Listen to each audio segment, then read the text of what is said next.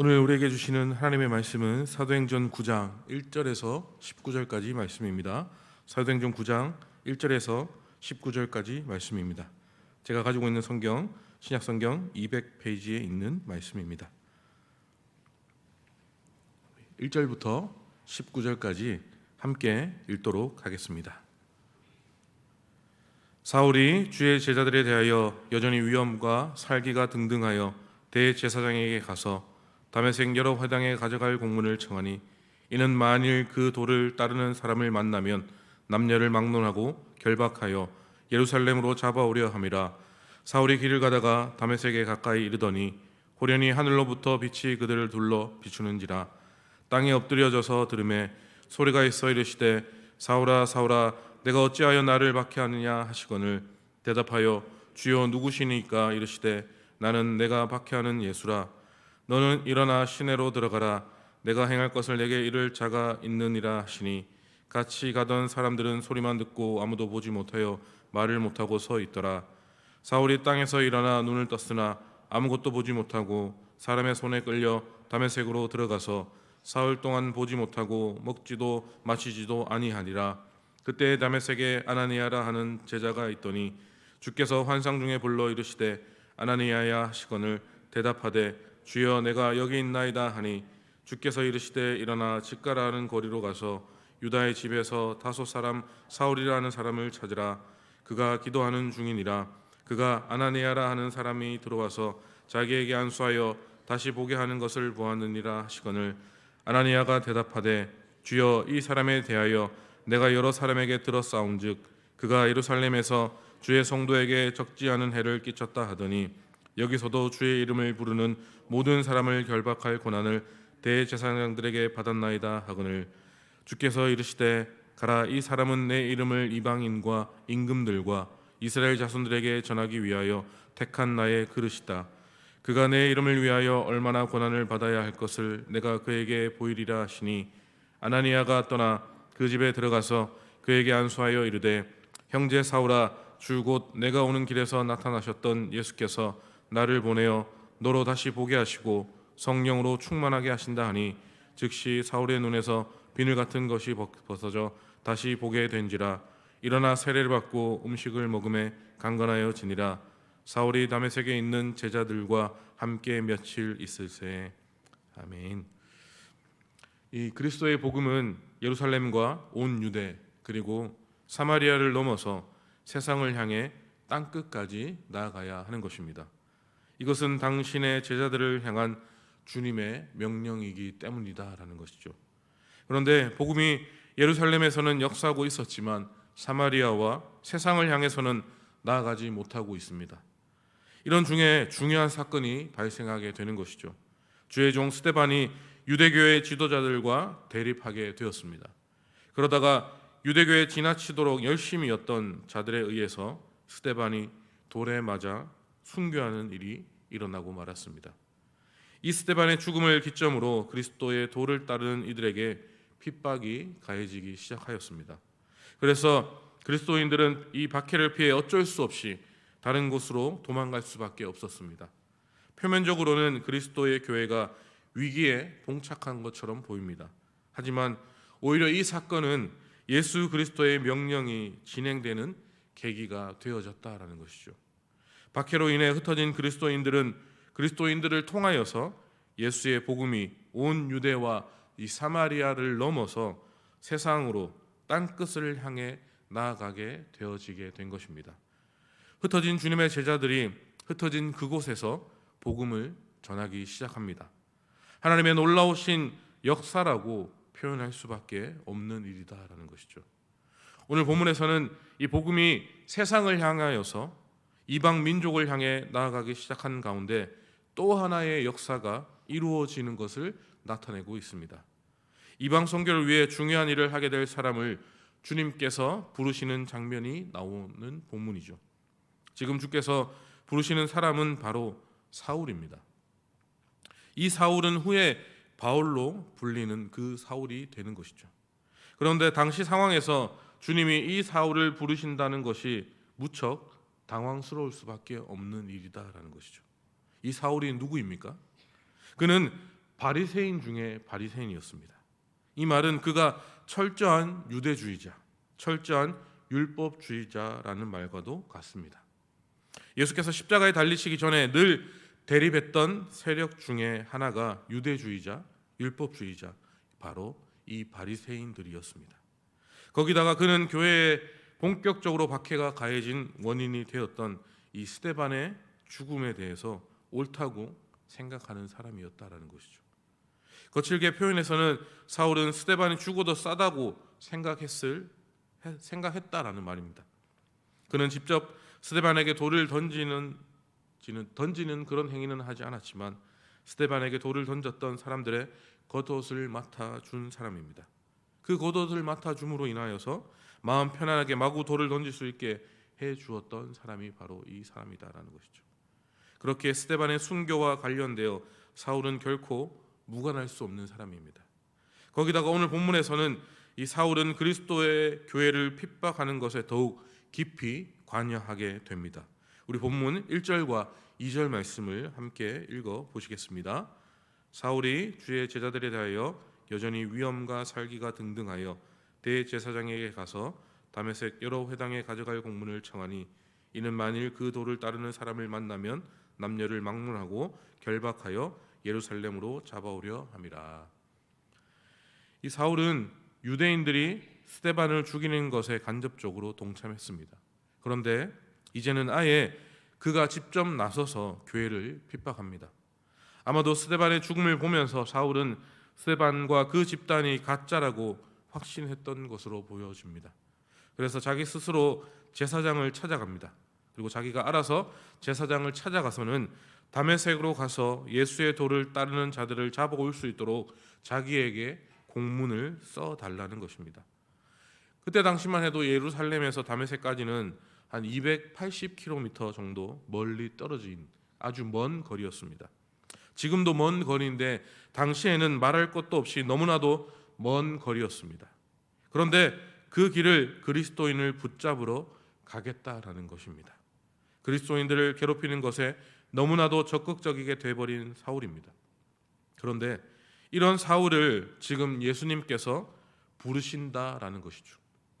살기등등한 모습으로 교회를 위협하는 사울을 교회의 일꾼으로 세우신다라는 것입니다. 사람의 생각으로는 도무지 이해하기 힘든 어려운 상황이다라는 것이죠. 어쨌든 이 사울은 이 제사장의 공문을 받아 다메섹으로 향하게 됩니다. 이 본문의 표현대로 살기등등하게 씩씩거리면서 그리스도인을 잡아서 예루살렘으로 돌아가겠다라는 결의에 차 있습니다. 그런데 그런 사울이 이 다메섹을 가던 도중에 초자연적인 현상을 체험하게 되는 것이죠. 그것은 바로 하늘로부터 한 빛이 자신을 두르는 상황을 맞이하게 되는 것입니다. 우리 본문 3절과 4절 말씀을 다 같이 읽어 보시겠습니다. 사울이 길을 가다가 다메섹 가까이 이르더니 호련히 하늘로부터 빛이 그를 둘러 비추는지라.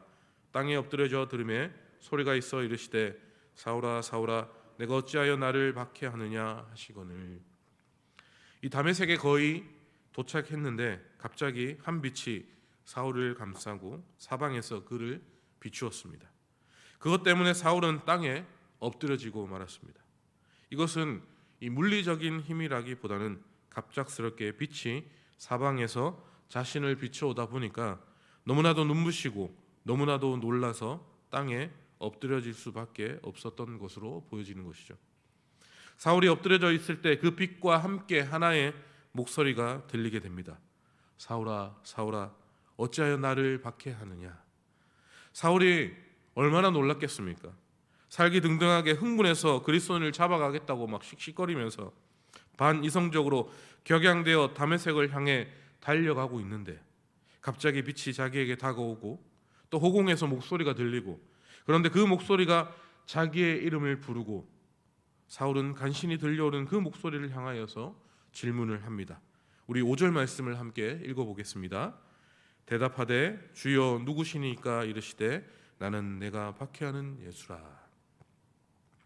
사울이 또 얼마나 놀랐는지를 보여주는 대목입니다. 누군지도 모르면서 주여라고 그가 부르고 있습니다.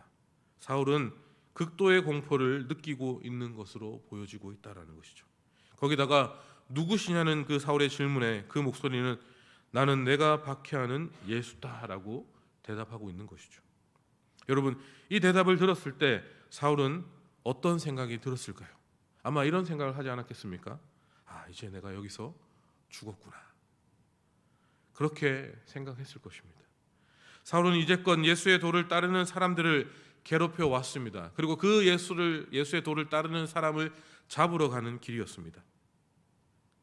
그리스도인을 잡으려고 살기가 등등하게 다메섹으로 가고 있었던 그 현장에서 초자연적인 현상과 함께 목소리가 들리고 그 목소리의 주인공이 자신을 예수라고 말하고 있는 것입니다. 그렇다면 그리스도의 교회를 괴롭히는 자신을 죽이러 왔다고 생각하지 않았겠습니까? 무서워하지 않았겠습니까? 하지만 이 예수님께서는 사울에게 예상치 못한 말씀을 하고 있는 것이죠. 우리 본문의 6절과 7절 말씀을 다 같이 읽어 보시겠습니다. 너는 일어나 시내로 들어가라. 내가 행할 것을 내게 이를 자가 있느니라 하시니 같이 가던 사람들은 소리만 듣고 아무도 보지 못하여 말을 못하고 서 있더라. 보통 이런 상황이면 내 이놈, 네가 나를 따르는 사람들을 괴롭혀 죽고 싶냐 이렇게 협박을 해야 되는데 이 정도로 말씀을 하셔야 하는 것이 아닌가 생각되어지는데, 아니면 유대 지도자들에게 하셨던 것처럼 독사의 자식아 회개하고 회개에 합당한 열매를 맺어라 이렇게 협박이라도 해야 할 것 아니겠습니까? 그런데 이런 말씀을 전혀 하지 않으신다라는 것이죠. 단지 놀라서 말도 혼나오고 있는 사울에게 다메섹 시내로 들어가라라고 말씀하고 있습니다. 그곳으로 가면 사울이 할 바에 대해서 이를 자가 있을 테니 그 사람을 기다리라라는 것이죠. 그런데 사울 외에 다른 사람들은 소리만 들었을 뿐 사방에 비춰진 빛 같은 것은 전혀 보지 못하였다라고 전하고 있습니다. 이것은 오직 예수께서 이 사울만을 위해서 이 일을 준비하셨다라는 것을 의미하고 있는 것이죠. 사울 한 사람을 부르시기 위하여서 초자연적인 현상으로 그에게 충격을 주신 것입니다. 참으로 이해할 수 없는 상황이다라는 것이죠. 어쨌든 빛과 음성은 사라졌지만 이 사울은 놀라움에서 벗어나지를 못하고 있습니다. 우리 본문 8절과 9절 말씀을 다 같이 읽어보시겠습니다. 사울이 땅에서 일어나 눈을 떴으나 아무것도 보지 못하고 사람의 손에 끌려 다메섹으로 들어가서 사흘 동안 보지 못하고 먹지도 마시지도 아니하리라. 이 주의 음성을 들은 뒤에 사울은 눈이 보이지 않게 됩니다. 빛과 음성의 충격이 가시기도 전에 다시 한번 충격을 받게 되는 것입니다.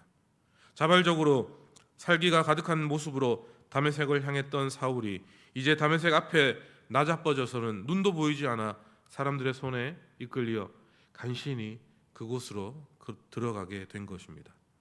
사울은 지금 거의 제정신이 아닌 상태입니다. 그래서 그는 사흘 동안 밥은커녕 물도 마시지도 못할 정도로 혼돈에 빠져버린 것이죠. 어떤 사람들은 사울이 사흘 내내 회개의 기도를 올렸을 것이다 라고 주장하기도 합니다. 그런데 곧바로 회개했겠습니까? 아니다라는 것이죠. 너무나도 놀라고 충격을 받아서 처음에는 멍하니 그냥 있었다고 보는 것이 자연스러울 것입니다. 그러면서 조금씩 진정을 하고는 이런저런 생각을 해보게 되었을 것입니다. 스데반의 설교와 죽음에 대해서도 새롭게 생각해 보았을 것이고, 그동안 보았거나 들었던 그 예수의 행적에 대해서도 되새겨 보았을 것입니다. 무엇보다도 자신에게 직접적으로 주어졌던 그 사방의 빛과 예수의 목소리에 대해서 계속 생각을 했을 것입니다. 예상컨대 사울의 인생에 있어서 가장 두렵고 떨리고 무섭고 제발 꾸미기 바라는 그런 시간이었을 것입니다. 그렇게 어려운 시간이었을 것이다라는 것이죠. 사울이 이러고 있는 중에 이 본문에서 장면이 바뀌게 됩니다. 사울을 위해 준비하신 사람 이 아나니아가 등장을 하게 됩니다. 우리 본문의 10절 말씀을 다 같이 읽어 보시겠습니다. 그때 다메섹에 아나니아라 하는 제자가 있더니 주께서 환상 중에 불러 이르시되 아나니아야 하시거늘 대답하되 주여 내가 여기 있나이다 하니, 이 아나니아는 예루살렘 교회에 가졌던 핍박 때문에 다메섹으로 도망온 그리스도인은 아닌 것으로 보여집니다. 그러니까 원래 이 다메섹에 살고 있었던 사람이다라는 것이죠. 그는 사울과는 다르게 예수와 교회에 대해서 신실하고 충실한 사람이었습니다. 이런 아나니아는 주님의 부르심에 즉각 반응하였습니다. 그런 아나니아에게 주님은 그 하나의 사명을 주십니다. 우리 본문의 11절과 12절 말씀입니다. 우리 다 같이 읽어 보시겠습니다. 주께서 이르시되 일어나 직가라 하는 거리로 가서 유다의 집에서 다섯 사람 사울이라는 사람을 찾으라. 그가 기도하는 중이니라. 그가 아나니아라 하는 사람이 들어와서 자기에게 안수하여 다시 보게 하는 것을 보았느니라 하시거늘. 이 주께서 이 아나니아를 부르신 이유는 직가라는 거리로 가서 유다의 집에 어딘가에 머물러 있는 다섯 사람 이 사울을 찾아 그에게 안수하고 그가 다시 볼 수 있도록 하라라는 것이었습니다. 사울에게 이미 아나니아라는 사람이 찾아와서 안수해 줄 것이라고 전하신 것으로 보여진다라는 것이죠. 그런데 이 임무가 이 아나니아에게는 쉽게 수긍하기 힘든 임무였다라는 것이죠. 그 이유가 본문 13절과 14절에 나와 있습니다. 우리 다 함께 읽어보겠습니다. 아나니아가 대답하되 주여 이 사람에 대하여 내가 여러 사람에게 들었사온즉 그가 예루살렘에서 주의 성도에게 적지 않은 해를 끼쳤다 하더니 여기서도 주의 이름을 부르는 모든 사람을 결박할 고난을 대제사장들에게 받았나이다 하거늘. 사울은 이미 교인들 사이에서는 유명한 핍박자였습니다. 이미 사울의 소문이 다메섹까지 퍼져 있었다라는 것이죠. 아나니아도 이 사울이 어떻게 교회를 핍박했고 어떤 마음으로 다메섹에 온 것인지를 너무나도 잘 알고 있었습니다. 그런데 그런 그를 찾아가 그를 위해 안수하라니 참으로 난감한 주님의 말씀이었다라는 것이죠. 아나니아는 주님께서 사울이 어떤 사람인지를 말하고 그가 다메섹에 온 목적에 관하여서도 설명합니다. 이것은 주께서 사울이 어떤 사람인지를 모르실 것으로 생각해서 하는 말이 아니다라는 것이죠. 주님께서 사울을 모르시는 것이 아니라 그가 어떤 사람인지 분명히 아실 것을 믿고 그렇게 이야기하였다라는 것이죠. 그런데 그럼에도 불구하고 그런 사울에게 자신을 보내시고 안수까지 하라고 하시는 이유가 무엇인지 그는 궁금하였습니다. 그렇게 주님은 아나니아에게 이렇게 대답을 하고 있죠. 우리 15절과 16절 말씀을 함께 읽어보겠습니다. 주께서 이르시되 가라 이 사람은 내 이름을 이방인과 임금들과 이스라엘 자손들에게 전하기 위하여 택한 나의 그릇이라. 그가 내 이름을 위하여 얼마나 고난을 받아야 할 것을 내가 그에게 보이리라 하시니. 사울은 주께서 택하신 사람이다라는 것입니다. 이방인과 임금들 그리고 이스라엘 자손들에게 예수 그리스도의 이름을 전하게 하시려고 특별히 선택하신 사람이다라고 말씀하고 있는 것이죠. 이것보다 더 분명하고 확실한 이유는 있을 수 없습니다. 하나님이신 주께서 필요하셔서 당신이 선택하셨다던데 더 이상 무슨 이유가 필요하겠습니까? 사람들의 이해나 수긍 이것보다 위에 있는 것이 하나님의 뜻입니다. 믿음의 사람이라면 우리의 지혜보다 뛰어나신 하나님을 신뢰하고 그 뛰어나신 그 하나님을 따르는 믿음이 필요할 뿐이다라는 것이죠. 주님은 이 사울이 예수의 이름을 위하여 엄청난 고난을 받게 될 것이다 라고 말씀을 하셨습니다. 앞으로 소개되겠지만 사울의 여러 가지 이력을 보았을 때에 주님은 이방인과 임금들 그리고 이스라엘 자손에게 당신의 이름을 전하기에 가장 적합한 일을 선택하신 것입니다. 그런데 주님께서 선택하시고 세우신 사역자라고 하더라도 만사형통한 것은 아닙니다. 복음을 전하는 과정 중에 반드시 고난이 닥칠 것이다라는 것이죠. 저는 고난에 대하는 사울의 모습을 분명히 남다를 것이다라고 예상해집니다. 주님의 일을 열심히 하는데도 어려움이 닥치면 순간 억울하게 생각할 수도 있습니다. 하지만 이 사울은 다르다라는 것이죠. 그는 억울함이나 불평보다 이전에 교회에 핍박을 가했던 자신의 모습을 떠오르게 될 것입니다. 예수님과 교회에 열심히 최선을 다했던 성도들에게 더 열심히 핍박을 가했던 사울이었기 때문입니다. 사울은 그런 자신을 기억하며 지금의 고난을 당연하게 생각하고 기쁨으로 받아들이게 될 수 있는 것이죠.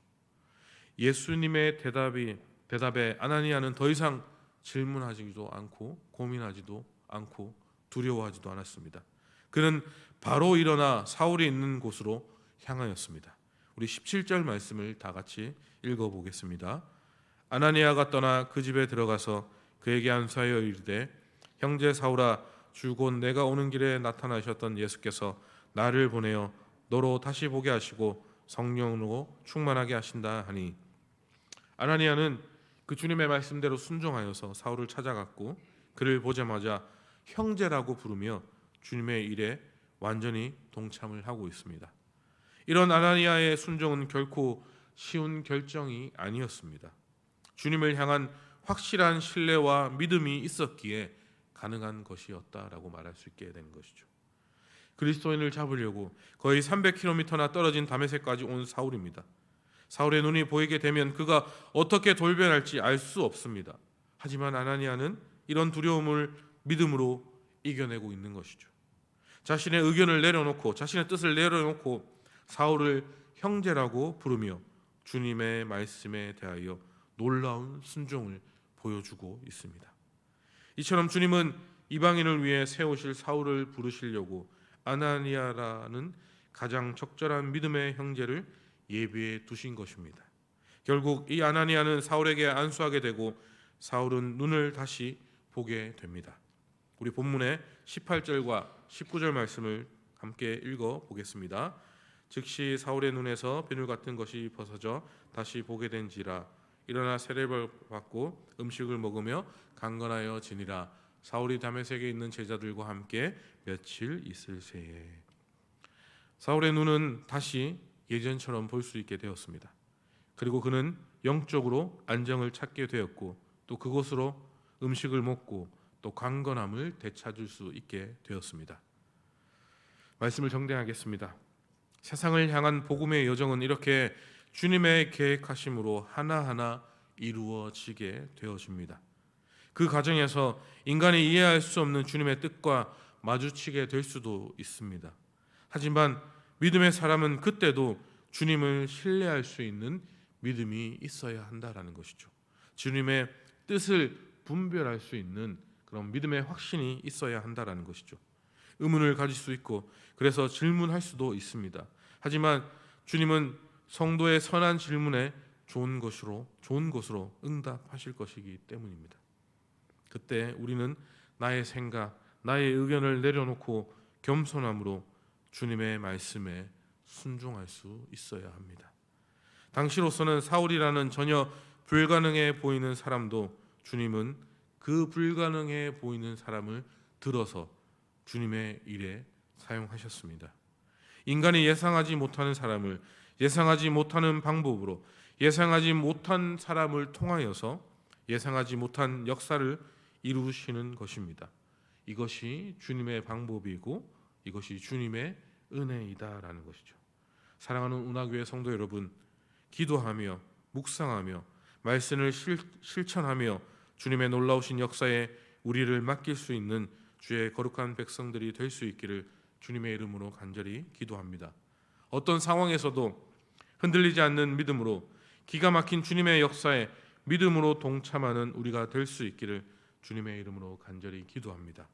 사울이 눈이 열리고 그가 강건하여졌던 것처럼 우리의 눈이 열리고 우리의 믿음이 강건해질 수 있는 운하교회 모든 성도님들이 되시기를 주님의 이름으로 간절히 간구하고 소망합니다.